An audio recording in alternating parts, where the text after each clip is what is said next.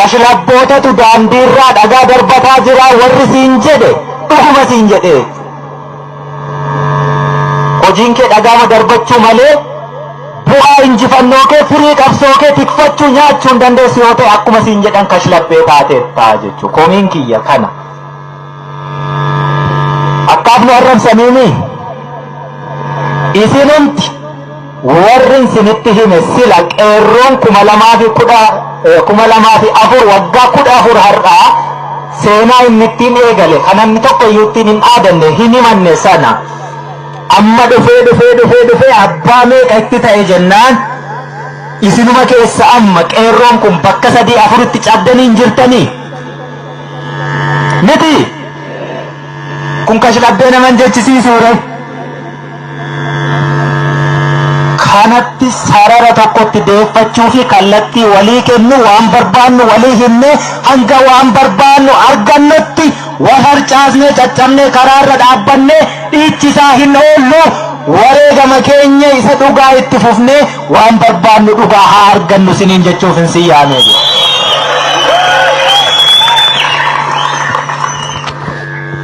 hubattanii miti eessa gaafa lolaa gaafa du'aa gaafa abiddaa situ keessa jira gaafa bal'inaa gaafa tolaa gaafa qananii seetiin balbala irratti si ittisanii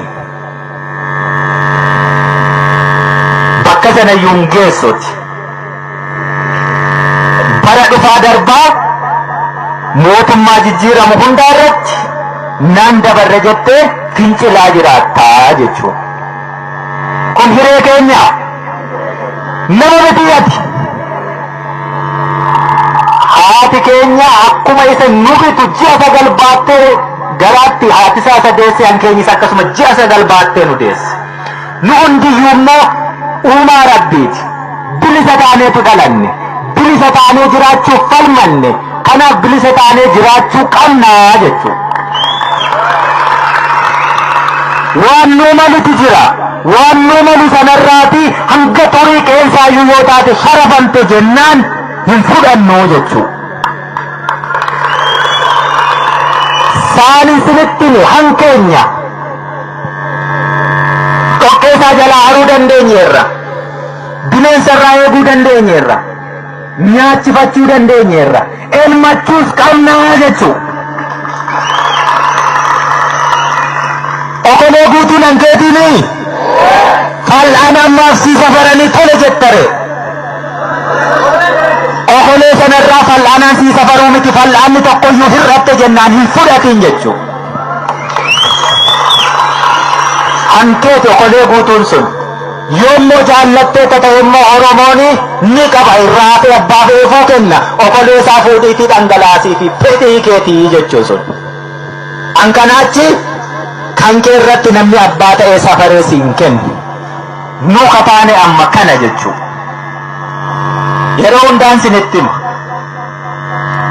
buna beektu miti kam wallaaltu ni qottaa keessa gangalataa ooltati maal lugde yoona kana qola bunaa warri buna hin beekne baalli isaatu maal akka fakkaatu maal luga yoona kana ishira saasanuyyuu buna sa'eessaa fedhaniitiniin nama ogummaa qabu dhamdhamsiisanii kanaaf nuti rabbitu akkasittiin dhama'ii buli malee waan dhamaate firii dhamaatii kee nyaadhuu bulii nuun hin jedheetiniin nun eebbisne abaarsa qabnaa nu abaarsa hin qabnu nutu akkas of godhee jechuu bakka adda addaatti wal caccabsitanii wal qooddanii qeerroo haaromsaa qeerroo bilisummaa qeerroo maaliyyoo abboo qeerroon tokkitti qeerroo bilisummaa oromoo qofaa beeknanu kan ati kaleessa dhagaatti darbataa turte atuu haaromi jetteetu qeerroo haaromsaa siin jechuutti jira jechuu kan ani kaleessatti dhukaaseetiniin manatti galcheetu har'a na hiikkachiisuuf deemaa jira jechuu eenyutu natti hidhe akkamittiin na hiikkachiisa nuti beeki lollee miti yoo iddoo tokko dhaabbanne argineerra waliinu ittiin oonneeyyuu ni injifanna diinni uummanni keenyis kana ni beeka. Kanaaf bakka hundaatti gargar nu qoodaa oolaa jechuudha.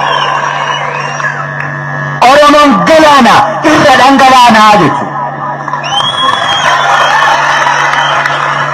Kanaafuu hin hiikkannu waraanni bilisummaa Oromoo eenyuyyuutti hin hime hiikkachuus hin danda'u. Marii sana keessas hin jiru.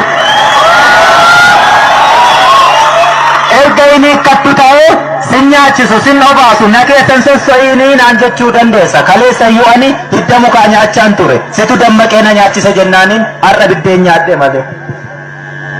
Ammas yoo jette hidda mukaa nan dhowwattu. Kophee kiyya guggubee nyaadha. Ati bilisa ga'uun feetu mukaa fi bineensa kiyya bilisan baasaa jechuu. Qananii namaatiin olee jiraatu bineensi. Hanga bineensa hanqattaa Oromooti. Hanga bineensa hanqattaa biyya faranjiitti beeki. Sareeni jireenya nuti asii jiraannu caalaa jiraatti. Sammuu dhabnee biyya keenyatu qabeenya hin qabu.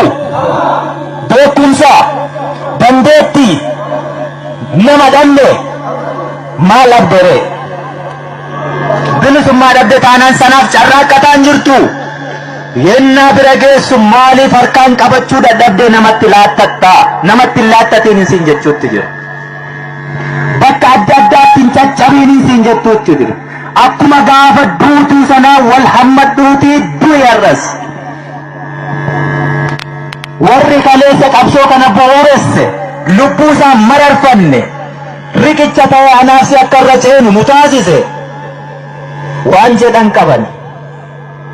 Wanti isaan jedhan akka saree butaa waggaa 100 jiraachuurra akka leencaa baroodee halkan tokko booddee duunaa wayyaa jedhan. Kabajaan sanaa jechuudha. Du'a yoo taate immoo qabsoof bahaniif hin du'an. Qabsoorraa oolaniifis du'an oolan. Namni gaafa du'a.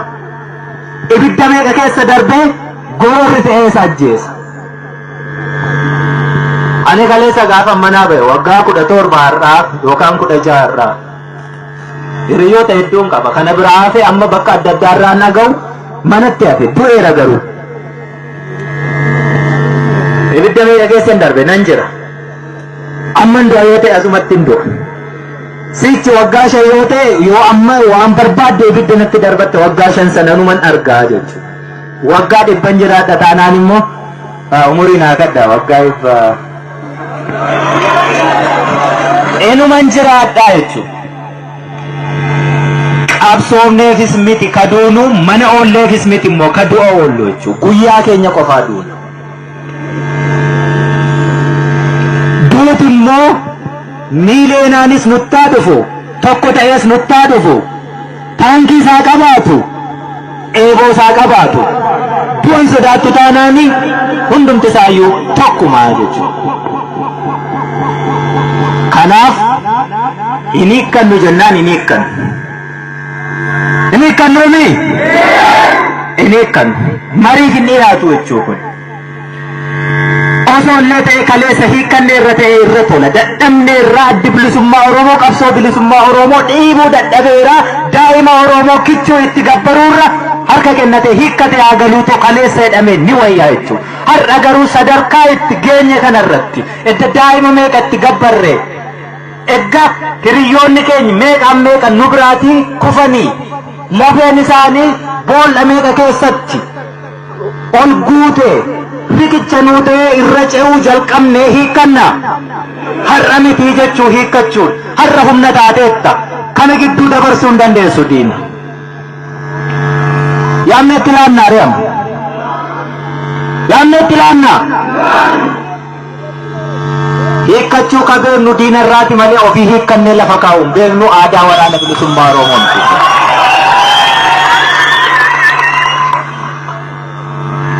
Galaanaa irra dhangalaanaami.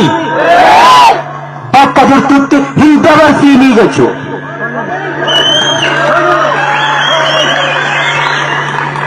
Amma qabsoo fincila harka duwwaa fi qabsoo qawwee walitti hiineetu adeemna. Boru waraana bilisummaa Oromoo miti kaas jiru yoo siin jedhani ni fudhattaa? waliin dhaabbannee gaafa diina lollu nun argine moo nun argine maracaan argine gaara keelloon beektu mukkii qonfilloon beektu ashiin beektu gaara abbaa seenaan beektu obbo suni waraanuma bilisummaa Oromoo amma ijaan argitu malee bakka biraarraan dhufne jechuu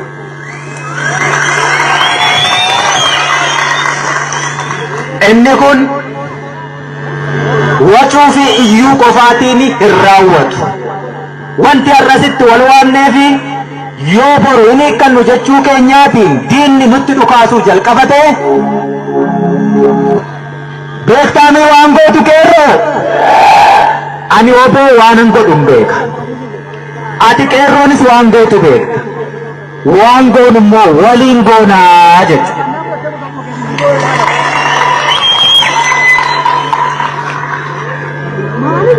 waan goonu immoo yeroo waliin goonu wanti walitti himnu komiinsi nurraa qaba jedhee sana hin fitanne tokko si yaame tokko si teessise ati bahii du'i ati mana ooli ati akkas ta'i guyyaa irraa akkas hin ta'ini guyyaa biroo akkas ta'i sana fudhattu burjaaja'uu akkasii nama lubbuu keetiin taphatu ni fudhatta hin fudhattu miti namni tokko ati wareegameete reeffa kee fuudhee miidiyaa irratti maxxansuutiin si hoogganuu hin danda'u hooggansa akkasiis hin jirtu jechuu namatti hin sagadin nama laaltees hin deemiin waan barbaaddu beeki anaan laaltee miti ka qabsoorra jirtu waan barbaaddutu jira ka qabsoof si baase immoo ka qirqiree si nyaatu gabrummaa sirra jira abbaan qeerroo gadi baasee fi ol galchu roorro miti qeerroo roorroon sun hanga cabuu hin dandeenyetti eenyuyyuu sin dhaabu kanaaf hoggansi keenya kan kallattii nuu kennu ka hiriira nu baasu ka nu fincilchiisu gabrummaatu nurra jira kallattii walii laachuuf immoo bakka deemtan hundumaatti akkuma gaafa diinni waan sin jilbeenfachiise itti fakkaate online singeesse huursuun singeesse jennaan oromummaan iddoo tokkotti walitti sin fide walitti sin dagaagsee bakkoota adda addaa irraa kaa walin beekne bilbila wal jijjiirtanii qabsoof karaa saaqe sana har'as bakka kanatti kumaatamaan argamtaniittu teessoo wal jijjiiraa akkamittiin wal qindeessinaa akkamittiin injifannaa akkamittiin bakka kamitti yoom wal yaamnaa isa jedhu mataa qabdaati diidaa nama laaleen nama birrii sirraa guuree miidiyaa banatee achirratti reeffa kee maxxanse jennaan dhugumaan naa yaadu sitti fakkaate har'a garuu ibidda keessatti si waliin hin dhaabbanne gowwummaan keenya kanaa jechuudha miti amma qaa namaa dha'uun barbaadu namni hedduun garuu akkasittiin harka keessaniin ibidda qabate abaloon akkasii too jennee amma ka iyyitanii maraattantu jira namichatti maraatiin sirnaaf maraat namni nama qabsoon baabura ka yaabbate hundatu bakka xumuraatti bu'a jechuu miti hedduun karaarraa harca'aa hedduun karaarraa yaabbataa deema namni ati nama kiyya jettee adeemtuu rabbi miti waaqa miti bakka tokko gahee nama ni jijjiirama gaafas immoo qabsoo jibbitamoo akkam goota nama laaltanii hin deeminaan hin jedhu kanaaf jechuudha hubattanii hooggansi